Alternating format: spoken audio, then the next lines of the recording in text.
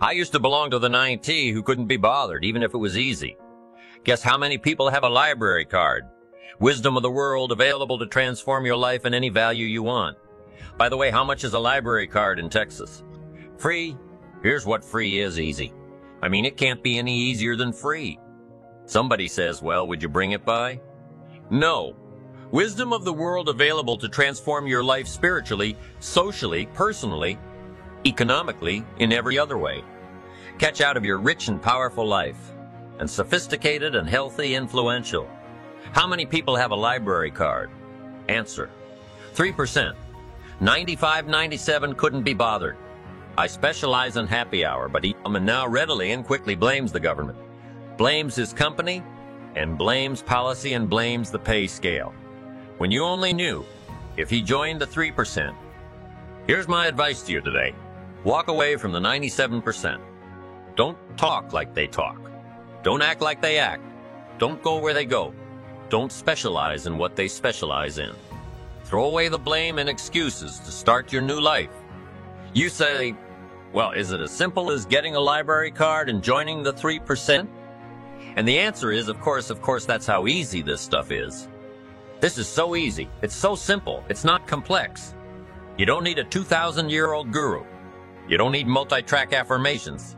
I'm telling you, don't affirm without discipline. It's the beginning of delusion.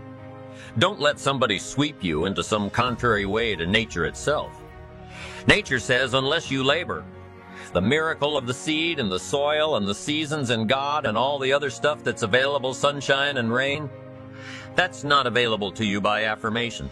It is only available to you by labor. So labor well, learn well, discipline yourself well. You can have all the treasures you want. This stuff's easy and simple. It's not ocean waves and seagulls. You don't have to move to Sedona where all the force fields come together. Let's teach our kids the simple ways to transform their health. Number 1, their economics. Number 2, their ability to communicate. Number 3, their life and treasure and lifestyle. Number 4, spirituality. Number 5, and the list goes on and on. Let's not leave out any of the least of disciplines that encourage us to do the next one, to do the next one, to do the next one. First thing you know, this whole scenario for you is spinning up instead of out of control on the negative side. This is all you've got to do. It's as simple as this. It's as simple as starting, committing yourself to life change. And once you start down this road, I promise you, you'll join the 10% and the 3%. Guess how many people can retire from the income of their own personal resources when it comes time to retire? Answer: 5% in the most independent country in the world. 95 are dependent, 5% are independent. Take charge of your own retirement. I'm telling you, if you take charge of your own retirement through personal development and all these skills we've taught today, take charge of your own retirement. You can multiply it at least by 5, maybe by 10, maybe by 20, maybe by 100. Let the government take care of it. Some companies take care of it. You've got to divide by 5. Take charge of your own life. Take charge of your own day. Take charge of your own conversation. Take charge of your own family. Take charge of your own possibilities and learn these skills. Develop this kind of strategy. And I'm telling you, life will open up for you. Join the 3%. Join the 10%. Join the 5%. In our Leadership Weekend, we teach. Find out what poor people read, don't read. I'm telling you, don't talk like they talk. Lend a helping hand, but don't fall into their poor philosophical scenario. Don't blame what they blame. Don't use the excuses they use. It's called the language of the poor. Switch gears, switch language, switch ideas, switch strategy. Start with the simplest of disciplines and don't be mean to any of these disciplines. The smallest discipline starts the process of life change. And if you invest in this thing called discipline, you can have whatever you wish. It's called the beginning of a miracle. We all must suffer one of 2 pains regardless of your choice of lifestyle and what you want to do. We must all suffer one of 2 pains, the pain of discipline or the pain of regret. And what we suggest, everybody, is to consider the disciplines because disciplines weigh ounces, regrets weigh tons. You don't want to substitute discipline for regret, in our opinion. That would be a poor choice. No, you can do it, but some things are poor trade-offs. The old prophet said, what if you gained the whole world, but it cost you your soul? Would that be worth it? And with a bit of intelligence, we say, no, that doesn't seem worth it. Even if you got the whole world, if you traded your soul, that experience would be so bitter, awful, and devastating, it wouldn't be worth it. What if you got some gain by greed instead of legitimate ambition? I'm telling you, it might taste good up front, but it's going to turn bitter in the belly. Our world is and always will be a constant battle between the life of ease and its momentary rewards, and a life of discipline and its far more significant reward. The price of discipline or the price of regret. We will pay one or the other. One of my key phrases for the whole day: disciplines work miracles. Disciplines work miracles. And number one, do what you can do. Not let neglect grab you by the throat. Don't let neglect stall you on your path toward prosperity and health, being able to become powerful, influential, rich beyond wildest imagination. Don't neglect what you can do. If you can read, read. If you can change, change. If you can grow, grow. If you can take one step, take one step. Do not neglect to do whatever you can do at the moment. Of course, you can't run a multi-billion-dollar business today. Mark couldn't either 10 years ago. Mark couldn't either 5 years ago. But I'm telling you today, he can do it because step by step, year by year, he took on what he could do. He didn't neglect it. He did the meetings he could do, he made the calls he could make, he read the books he could read, he took the classes he could take, and step by step, he got himself ready. I'm telling you, do not neglect to do whatever you can do because it'll work miracles of personal development first, productivity second. Now do what you can. Here's number 2. Do the best you can. If it's a foggy night and you can only see 100 feet, how can you see another 100 feet? Answer: walk the first 100 feet. Walk as far as you can see, and then you can see some more. Walk as far as you can see, and then you can see some more. So what you've picked up here, just do it as far as you can see it. And I promise you, if you'll execute as far as you can see it, you'll be able to see more. Do that, then you can see more. And finally, get in tune with doing the best you can. And you'll have the activity that'll develop the disciplines that will set this sail so that you can say, it doesn't matter how the wind blows. For some people, they see discipline as sort of an ugly word. You know, don't talk to me about discipline. But what you must understand is discipline is a most incredible creative force. Discipline builds a career, discipline develops good health, discipline forms the most incredible marriage. Discipline puts together a friendship that won't quit forever. Discipline develops skills that can be magnified, and touch the world. Disciplines open up music. You know you can't have incredible music without discipline. In fact, we call them disciplines. We call architecture and music and playing an instrument. We call it sculpting, painting, writing, and composing. We call those disciplines. And the disciplines give us the indication that yes, it doesn't come except by discipline, but it also means that the discipline is the open door to the creative process to turn nothing into something and to turn imagination into reality. So here's what you must learn to do. Appreciate the disciplines and welcome the disciplines. What other discipline could I begin that would open up a whole new expression in my life of turning imagination into reality? Without discipline, there is no enterprise. Without discipline, there is no magnificent structure.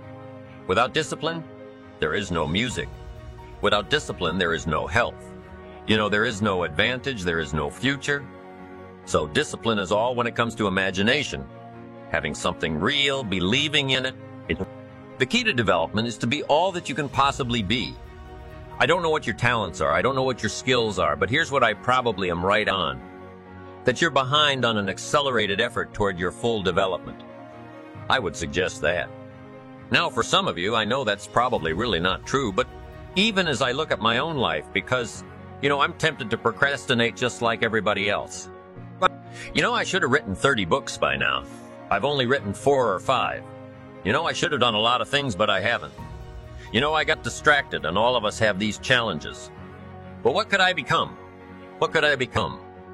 I had one of my dearest friends. I've lost him. He died at age 53. One day, he drank a little too much. David drank a little too much. But he did all kinds of things. He was a builder, and he was a dreamer, and he did a lot of things. But his drinking sort of kept him in a fog for years and years. About 6 years ago, he was sitting at the yacht club, and he was in a fog, and suddenly it occurred to him. I wonder what I could have accomplished all these years if I hadn't been in this sort of foggy state. And he said that did it. In the last 6 years before he died, he was free, and he accomplished some incredible things that last 6 years. Being all that you can be and not letting habits drag you down. Not letting things sidetrack you from the full development of what you have, the capable of being. What could all your heart encompass if you really had the chance and you really had the disciplines and really got to it? What could you really become? What could you earn? How healthy could you really be? How many books could you write? How many poems could you write? So here's what I would ask of. If you feel that you're a little bit stalled wherever you are in your progress, I'm asking you to correct that. I'm asking you to see if you can't possibly be on a more accelerated track toward your possibilities and your full development. Here's what life is all out. To become all that we can possibly be. The full development of all of your potential. That's number 2 is the wise use of all of your resources. That's what life is all about. Discipline, if there is a magic word that stands out above all the rest, this is the one. Discipline is the bridge between thought and accomplishment. The bridge between inspiration and valuable achievement. The bridge between necessity and productivity. Remember, all good things are upstream. The passing of time takes us adrift, and drifting only brings us the negative, the disastrous, the disappointment, and the failure. Failure is not a cataclysmic event. It is not generally the result of one major incident, but rather a long list of accumulated little failings. Failing in life is failing to think today, failing to act today, failing to care, to strive, to climb, to learn, to keep trying day by day. If your goal requires that you write 10 letters today and you write only 3, you are down 7 letters. If you want to make 5 calls and you only make 1, you are down 4 on calls. If your plan calls for saving $10 today and you save none, you're down $10 today. Now, the danger is looking at an undisciplined day and concluding that no great harm has been done. It doesn't seem like such a bad day. But add up these days to make a year, and then add up those years to make a lifetime. Perhaps you can now see how repeating today's small failures can easily turn your life into a major disaster. Success, on the other hand, is just the same process in reverse. If you plan to make 10 calls and you end the day making 15, now you're up 5 calls. If you then get up a few letters, move up the savings numbers, you can see what a massive difference it could make in a year and what wealth and accomplishment awaits for a lifetime. Discipline is like a set of magic keys that unlocks all the doors of wealth. Happiness, sophistication, culture, high self-esteem, pride, joy, accomplishment, satisfaction, and success. The first key to discipline is awareness of the need for and the value of discipline, and especially the discipline to make the changes. What will it take? What must I do? And what must I do to get all I want from my life? The second key is the willingness. More than that, the eagerness to maintain your new discipline deliberately, wisely, consistently. And the third key to discipline is the commitment to master the circumstances of your daily life, to see and harness the opportunities, to make something of the sun and the rain, the good as well as what comes in the guise of misfortune. Discipline does many things, but most important of all is what it does for you. It makes you feel better about yourself. Even the smallest discipline can have an incredible effect on your attitude and the good feeling you get. That surging feeling of self-worth that comes from starting a new discipline is almost as good as the feeling that comes from the accomplishment of the discipline. Second, a new discipline immediately alters your life direction. You don't change destinations immediately. That is yet to come, but you can change direction immediately, and direction is very important. Third, discipline cooperates with nature.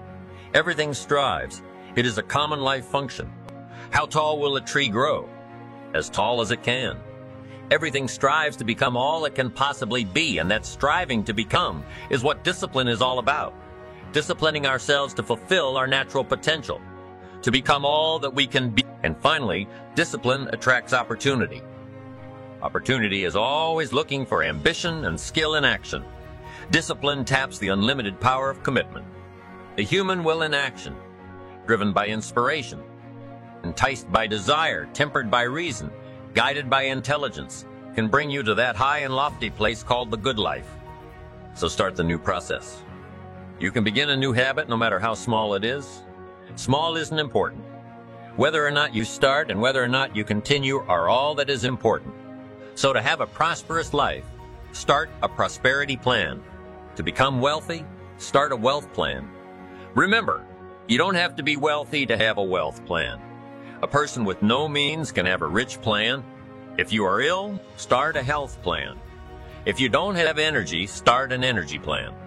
If you don't feel good, start a feel-good plan. If you're not smart, start a smart plan. If you can't, start a plan. If you haven't, start a plan. Anyone can, even a bad person, can start hearing good messages and reading good books. Recognize that the start of the better life, the happy life, the wealthy life is today. This is exciting. Both the process and the result can begin today. Start the new journey today. If you think of a new idea, today is the day to begin the discipline of putting that idea into action. Set this day up as a long, busy, exciting start for your new life. Get your first book for your new library today. Begin your new practice of setting goals today. Start clearing out a drawer of your new orderly disc today. Start eating an apple a day on your new health plan today. Put some money in your new investment for fortune account today. Start reading with intensity for your new wealth of mind plan today. Write a postponed letter today. Pick up your camera and take a picture of something to start your new treasury of photographs today. Get some momentum going on your new commitment to a better life. See how many activities you can pile on this first day. To go all out. Break away from the negative downward pull of gravity. Start the thrusters going. Prove to yourself that waiting is over, hoping is past, and that faith and action have now taken charge. It's a new day, a new beginning for your new life. With discipline, you can't believe the list of positive moves you can make on the first day of your new beginning. Here's the time to act when the idea is hot and the emotion is strong. That's the time to act. See, Mr. Ron, I'd like to have a library like yours. See, if you feel strong about that, what you got to do is get the first book and then get the second book before the feeling passes and before the idea gets dim. Action, pronto action, median action as soon as possible, because if you don't, here's what happens. We call it the law of diminishing intent. We intend to when the idea strikes us. We intend to when the emotion is high. But now if you don't translate that into action fairly soon, now the intent starts to diminish, and a month from now, it's cold. A year from now, can't be found. So set up a discipline when the emotions are high and the idea is strong and clear and powerful. That's the time to set up the distance. Somebody talks about good health and you're stirred, right? You need to get a book on nutrition. Get the book before the idea passes and before the emotion gets cold. Go for the book, start the library, start the process, fall on the floor, do some push-ups. Action. Got to take action. Otherwise, the wisdom is wasted. Otherwise, the emotion soon passes unless you put it into a disciplined activity. Capture it. Discipline is called how to capture the emotion and how to capture the wisdom and translate it into equity. Now, here's what's important about disciplines. All disciplines affect each other. In fact, here's a good philosophical phrase. Everything affects everything else. Nothing stands alone. Don't be naive in saying, well, this doesn't matter. I'm telling you, everything matters. There are some things that matter more than others, but there isn't anything that doesn't matter. We all pity the man who says, well, this is the only place I let down. Not true. K to take home.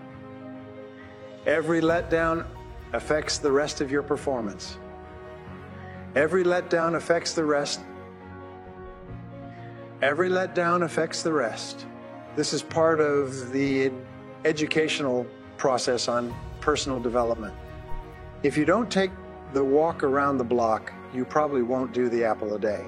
If you don't do the apple a day, you probably won't start building your library. If you don't build your library, you probably won't keep a journal.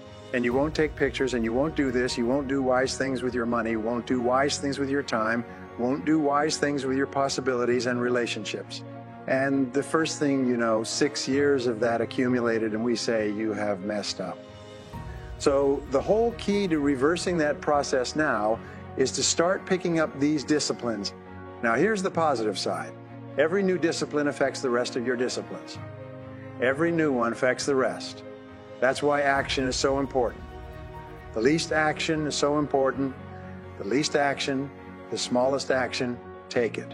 Because when you start accomplishing and the value starts to return from that one action, it will inspire you to do the next one and the next one and the next one and the next one. You start walking around the block, it'll inspire you to get an apple. Get an apple, get an apple. It'll inspire you to get a book, get a book. It'll inspire you to get a journal, get a journal. It'll inspire you to grow, develop some skills. All disciplines affect each other. Every lack affects the rest. Every new affects the rest. Every new affects the rest. The key is to diminish the lack, set up the new, and you've started a whole new life process. Success is not an accident. It is a skill. It is a skill. It is predictable and it can be learned. And it can be learned by you and it can be learned by anyone. And the sooner you learn this skill and the sooner you become an expert in the skills of success, the sooner you achieve the great things that you were born to accomplish. Many people think that you have to be very intelligent to be successful in life. Exhaustive research shows that many self-made millionaires have only average intelligence. The reason why this helps them is because they never become impressed with how smart they are, and they're always trying to learn more. An average person with average talents and abilities and average education can outstrip the most brilliant and genius in our society. If that average person has clear, focused goals without goals, you are doomed forever to work for people who do the average. Self-made millionaires work over 60 hours per week. And this is the one single factor that they all have in common. In our society, you work 8 hours per day for survival. Everything over 8 hours is for success. Somewhere in America, someone becomes a millionaire every 12 minutes. The clock is running.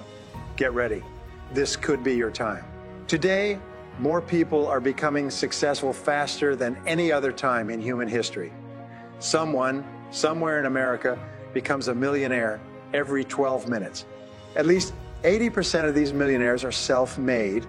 That is, they started with nothing but ambition and energy the same way most of us start. Many of them never went to college. Many of them only got average grades in school. Many of them only got average grades in school.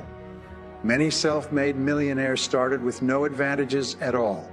Today, we know more about how to achieve great success in life than ever before.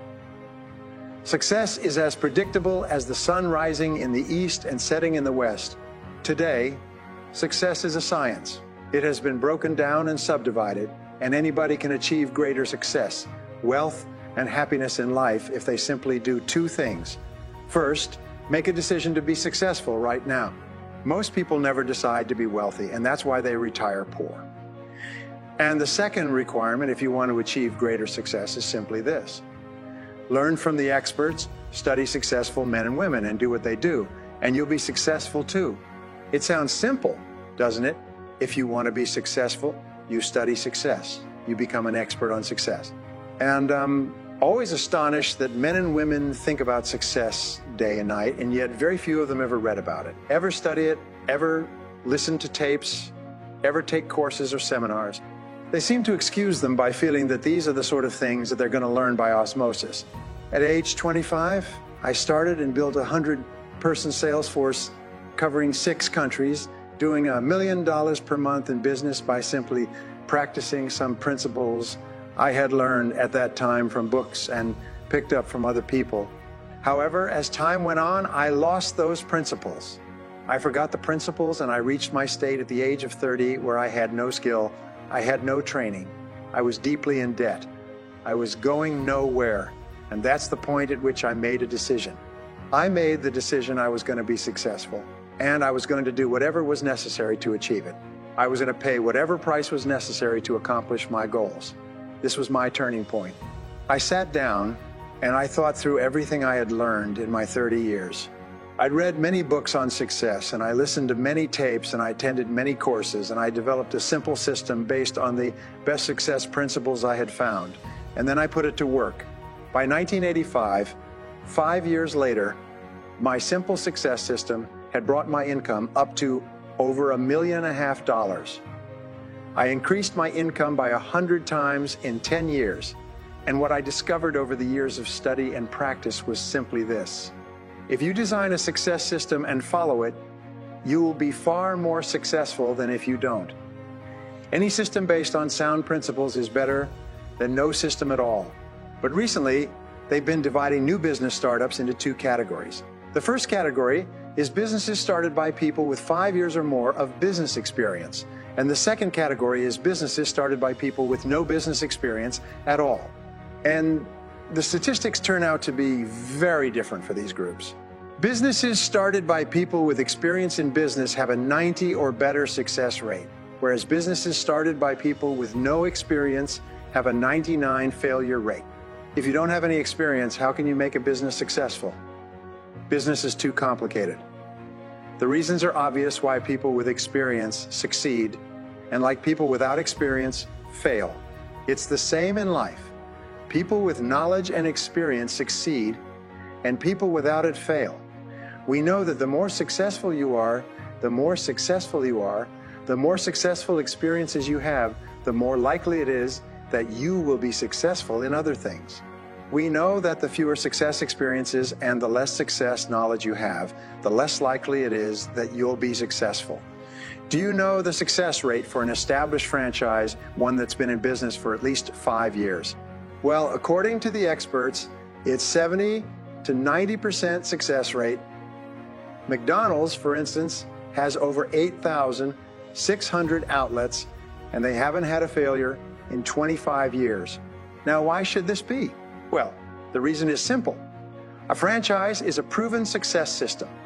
It is a system based on years of trial and error.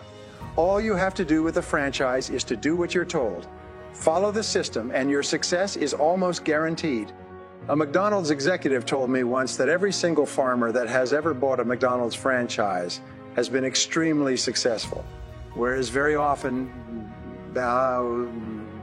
and people from the universities and people with previous business experiences will buy franchises, and they'll try to change the system instead of following the success principles.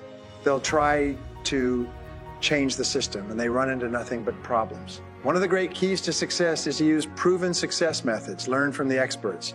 Don't try to reinvent the wheel. Life is too short for that. Surprisingly enough, most people either never study success, or if they do, they ignore what they've learned and try to do it all on their own. Let's look at some of the general principles of success we've discovered over the years. Number one principle, most important of all, is that success begins inside you. It starts from the inside out. It is a state of mind. It is a function of your character and your personality. Remember, it is not what you do so much as who you are that counts. Number two, the psychology of success simply equals mental fitness, which is a feeling of self-confidence, happiness, enthusiasm, and a positive mental attitude.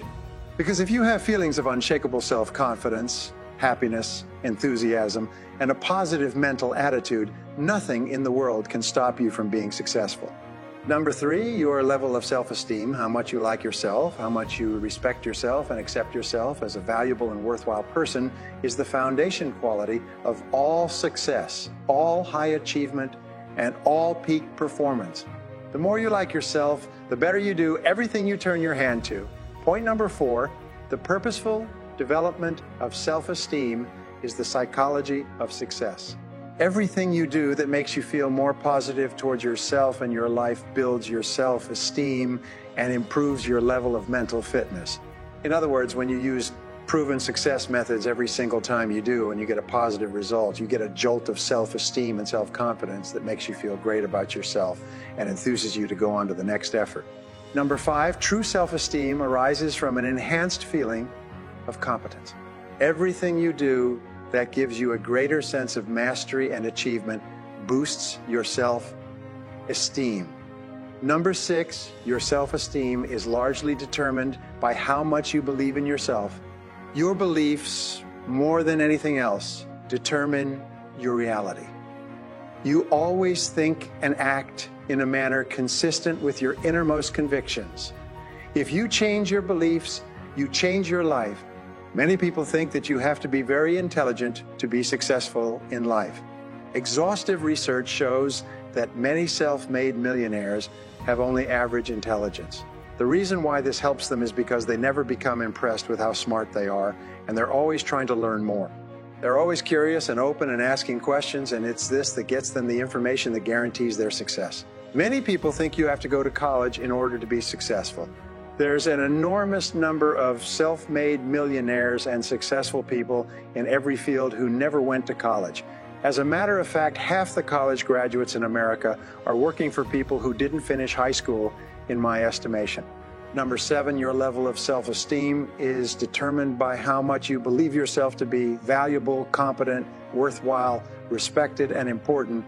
Everything you do, every experience you have that causes you to feel more valuable raises your self-esteem.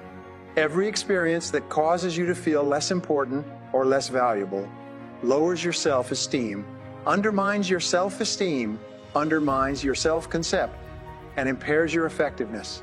Number 8, the opposites of self-esteem are fear, stress, psychosomatic illness, personality problems, negativity, cynicism, mediocrity, defeat, failure in life. In fact, I feel that almost all human problems stem from low self-esteem, stem from the fact that people don't like themselves very much. Fears of failure, fears of poverty and rejection, fears of poverty and rejection, fears of criticism, and fears of loss that hold us back are all rooted in low self-esteem. Number 9, it is possible to change your feelings, their attitudes, your opinions, your ideas, and beliefs about yourself by feeding your mind with a steady stream of positive, constructive messages that are consistent with the outcomes you desire, rather than the outcomes you fear. If you do become what you think about, it's very important that you continually feed your mind with thoughts, words, pictures, ideas, and images that are consistent with the person you want to be, with the qualities and attributes you want to be, with the qualities and attributes you want to have, with a lifestyle that you desire. Number 10, you should use positive affirmations, which is called positive self-talk. If you like, repeat it over and over to yourself with enthusiasm and conviction. In other words, emotionalize the things that you say to yourself. Say things to yourself like, I like myself, I like myself, I like myself, I like myself, I like myself, I like myself. Whenever you say that, your self-esteem goes up. Whenever you say that, you feel better about yourself and you perform better. Number 11, visualization. Practice visualizing yourself with the qualities, attributes, and behaviors you desire. Create clear mental pictures of your desired results over and over. And the last thing you do before you go to sleep at night is visualize yourself performing excellently.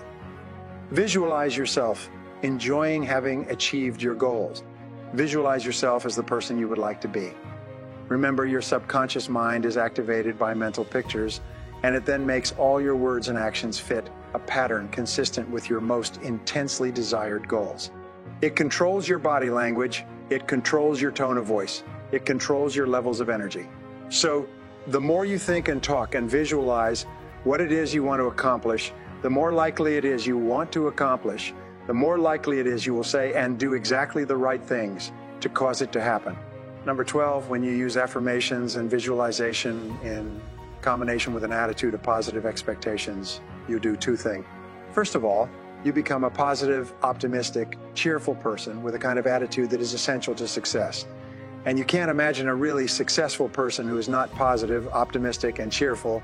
Number 2, you begin attracting into your life people and circumstances in harmony with your dominant thoughts. This is called the law of attraction, and what it says is that whatever thoughts dominate your thinking, you're going to attract people and circumstances into your life that harmonize with them. And this law of attraction works whether your dominant thoughts are positive or negative. So be careful.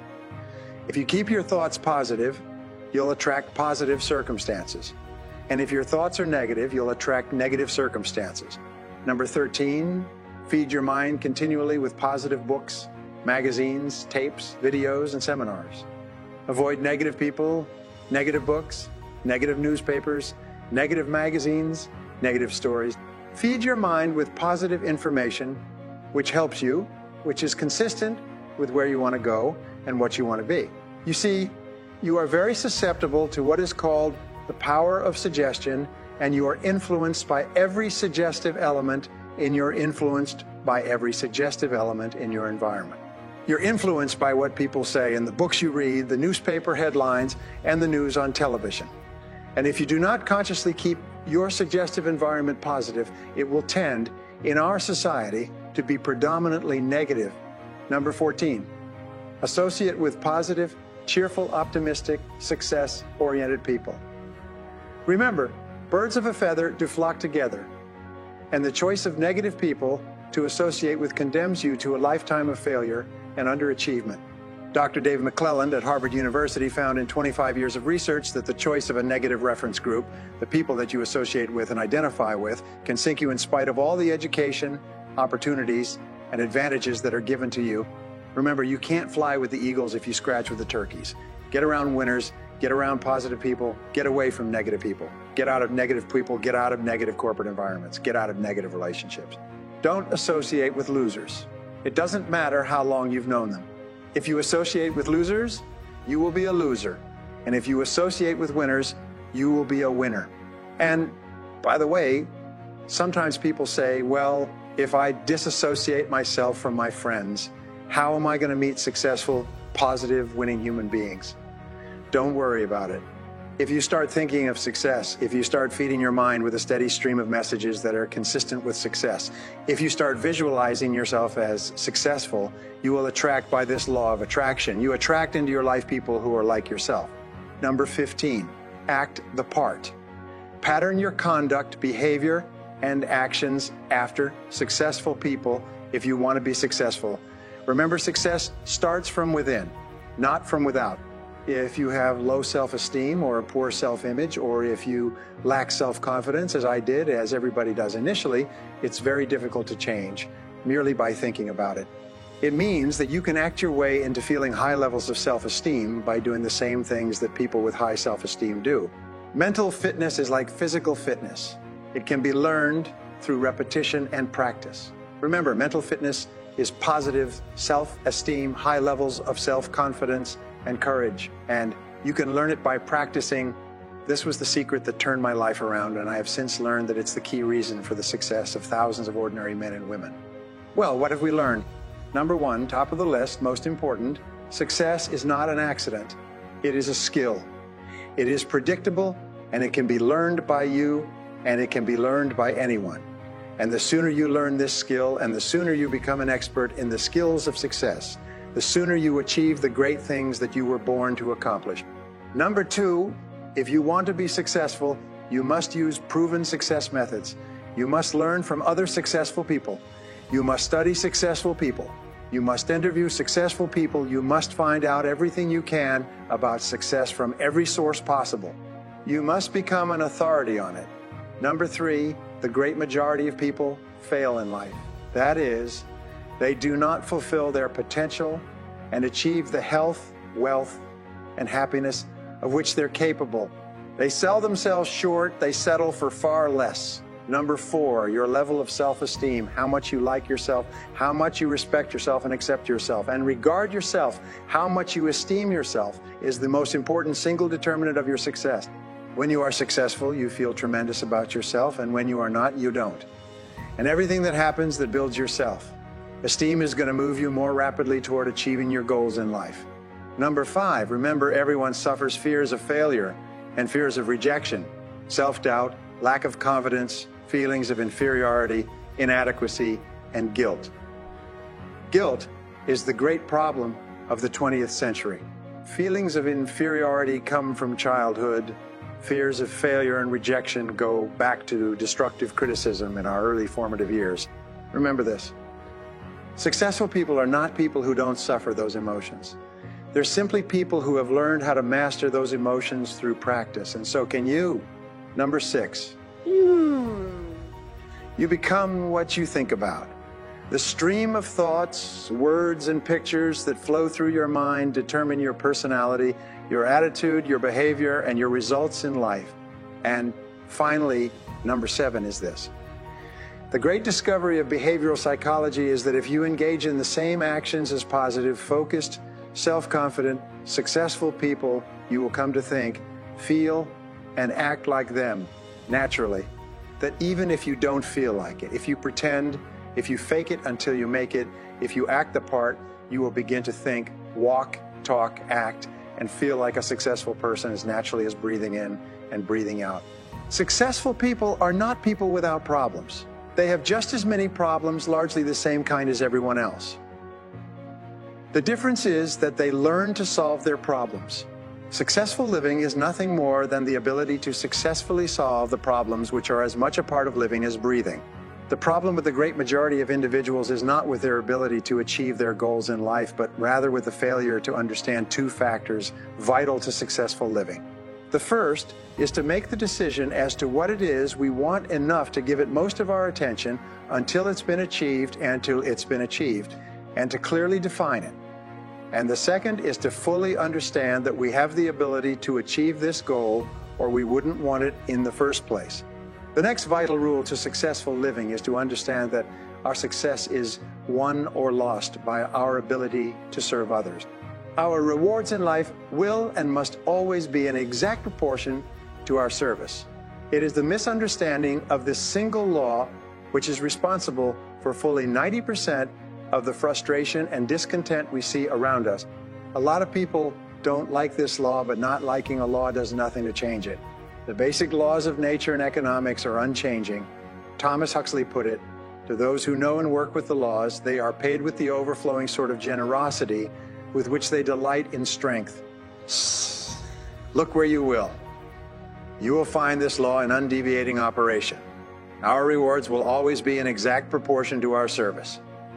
All attempts to sidestep or in any way avoid this law will result in frustration and failure. So let's take a moment to try to understand people. The more we understand them, the better we can serve them. People down through the centuries have, with the most amazing consistency, divided themselves into two groups. One group contains about 5% of any given population. The other group contains the remaining 95%. The big group, the one containing about 95% of the people, never seems to get the word, while the smaller group, the 5%, does. You see, all of us want the same things, but only about 5% figure out how to get them. Within each of us burns two unquenchable ambitions: to serve importantly and to gain financial independence. But according to statistics, only about 5% achieve both of them. Why? Every human being has a tendency to think, act, and talk like those by whom he is surrounded. We've already pointed out that 95% don't seem to get the word in life that he is surrounded by the larger group, that he will continue to conform to his group unless we can do a better job of serving him through knowledge. The failure of most people to live successfully is not caused by their lack of abilities, in their failure to decide what it is they want, and understanding that our wants are governed by our talents and abilities. Anyone who knows where he is going in life is a success at the moment he makes the decision of what it is he intends to accomplish. Once this goal has been accomplished, he is again, by our definition, of failure, until he establishes a new goal toward which to work. For this is to live and live completely, to know as much as we can know, to serve as much as we can serve, to accomplish as much as we can accomplish. Well, why are we faced with only 5% who can be called really successful? Because the best estimates available tell us that only about 5% will ever decide upon and define the one thing they want. We know that the happiest people on earth are those who know exactly what it is they seek and set boldly out to find it. The fortunate ones are those who have found a dream so exciting and worthwhile that they'll devote a part or all of their lives to making that dream come true. But with a great majority never realizing that a persistent daydream is often the point on which we should set our compass, the place toward which it is meant for us to journey. The tragedy is that the great majority shrugs off this built-in direction finder and returns, which they feel must be the best road because it carries the heaviest traffic. For it is the road of the 95%. It is the road with no more opportunity and with 19 times as much competition. Of all the billions of human beings who've lived on Earth, all great ideas have come from just a handful. Every great leader and thinker has been scorned, ridiculed, poisoned, imprisoned, stoned, pilloried, burned at the stake, or crucified. Mankind as a group has made a consistently grisly game of tormenting its saviors. It comes from following the wrong crowd. What can we learn? We've got to have individual goals, individual thinking, and individual action. And 2, we must never conform to the great mass of people. We must never lose our individuality and identity by permitting ourselves to be submerged in this suffocating sea of indirection and purposelessness. There's nothing wrong with emulation so long as we emulate a person who represents that which we wish to become, but never the crowd, never the 95%. Our minds, our thinking, controls our destinies here on earth to a degree totally unsuspected by the great majority of people. And if we can control our minds, we can pretty well tell our own future. If we're confused about what we wish to become or accomplish our lives, our environment will mirror that confusion. We as individuals can call our own shots for the rest of our lives. We can know what it means to go through life from one success to another. We can know what it means to have peace of mind and live calm, cheerful, successful lives. In 5 years from now, you can be and have anything you set your entire mind and heart upon. Succeeding in life has always been a matter of doing that which the great majority does not do. It isn't that I want to make an invidious comparison between the 5% and the 95%. Not at all. That's just the way it is. And if we don't recognize it, it will be to our cost. The trick is not in achieving our goals, it is in establishing them. A ship would never leave a harbor if it did not have a destination. If you were to climb to the navigation bridge and ask the captain the name and location of his next port of call, he would tell you immediately. Can you tell anyone your destination just as quickly and in one sentence? The captain of the ship knows that he can arrive at only one port at a time. He also knows that his destination will be invisible for fully 99 of his voyage, but he knows it's there, and that he'll reach it barring an unforeseen catastrophe. If he will just keep doing certain things a certain way every day, one fine morning, his destination will appear on the horizon. By understanding that he can reach only one port at a time, the owner of a ship can, in the short space of a very few years, reach hundreds of ports successfully, devoting its life to accomplishing its mission and contributing its share to the welfare and economy of the world. Men and women who follow this sensible, obvious, and meaningful way of life will do the same. These are the unfortunate people who, not knowing the rules, believe that circumstance controls our lives. They believe in luck and superstitions, fate the breaks, and while they cling to their false alibis, life passes them by, remembering that the definition of success is the progressive realization of a worthy ideal. What's the ideal toward which you are working now, today, yesterday, and tomorrow? Can you write it in one sentence? Is your goal sharply and clearly defined? Every job, no matter what it may be, holds somewhere within itself the key to everything we want in life, the key to greatness.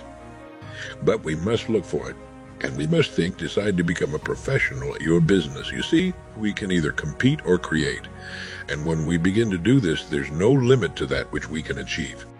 Everyone wants security, but not 1 in 10 can tell you what it is. There is only one place on earth you can find security. It's inside of a person, never outside. If a man has security inside where it belongs, you can see it walking down the street and you can feel it when he enters a room. That's security, and you can't take it away from him. This man or this woman has security where it belongs. And you know where it comes from? It comes from doing what we do for a living surpassingly well, and it comes from knowledge, planning, and working for what we sell, who we sell, and how to sell. Those 3 subjects would fill a large library, but we can take things one at a time. And by devoting an hour a day to study, we can become outstanding professionals in 5 years or less. Second, planning. This means writing down the specific goal we're now working toward. It means selecting the income we feel will represent financial independence to us. Once this has been selected, we know exactly what we must do in order to reach it. As soon as our first goal has been reached, we can set a new one. It's a result of planning and working positively that attracts the good things to us. Whatever your goal may be, write it down in detail. Then, like the ship, you're on course and you reach more successful ports in a few years than most men do in a lifetime. Third, working more than the average. If we're going to achieve more than average results, it is necessary to work. We need energy, and energy is inextricably linked to desire. Unless we have a desire to do a certain thing, We find ourselves without energy once our goal has been crystallized in our minds and we realize that we become what we think about. Our doubts vanish as to whether or not we can achieve our desired ends. Compared with what we ought to be, we're making use of only a small part of our possible mental and physical resources. He possesses powers of various sorts which he habitually fails to use. He energizes below his maximum and he behaves below his optimum. And that by pushing past the first false feeling of fatigue, we will find an exhilarating second wind that will take us to our goals. And studying the lives of the world's great men and women, we find they seem to be indefatigable. Frequently, people find it difficult to establish a goal toward which to work. Here's a good way to solve the problem. Get off by yourself and where you can think without being disturbed. Then write on a sheet of paper a complete description of the person you would like to be and the things in being this person you would have. Carry as often as you can a clear mental image of the person you want to be and begin to be that person. Soon this will become so knit with habit it will lead you without fail to the goal you seek. And you'll become what you think about. The only thing that sets us apart as human beings is our divine minds. Our minds represent our hope and our future. Yet, as a rule, it is the last place the average person will turn to for help. By devoting an hour a day to study, you're building your mind into a powerful and creative servant. If you only do this 5 days a week, it comes to 260 hours a year. That's 1,300 hours in 5 years, or the equivalent of 162 8-hour days devoted to study and research. In 5 years, you'll be one of the most accomplished professionals in your field, and you will have the world on a string.